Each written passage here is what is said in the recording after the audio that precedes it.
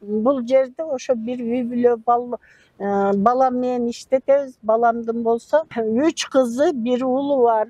Анын дагы мынакей бир кичинекейи Кудайдын буйругу экен, ушу 8 айга чейин жакшынакай болуп чоңоюп келатып эле ооруга жолукту.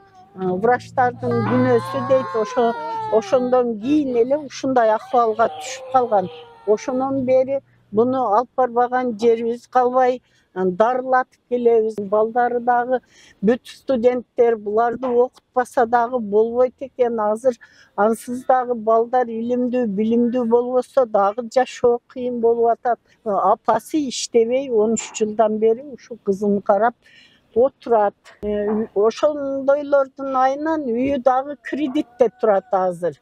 Эгерде ал ай сайын 195 90 миңден кредит төлөйт. Биздин ушунчалык байлыгыбыз ашып ташып, ушунан башка жок дегенде дагы бир киреше булагыбыз болгондо дагы ушинтип эле чоңдордон да ошолордун аркасынан чуркабай эле ме алсаң алчы деп эле басып кетет болчубуз.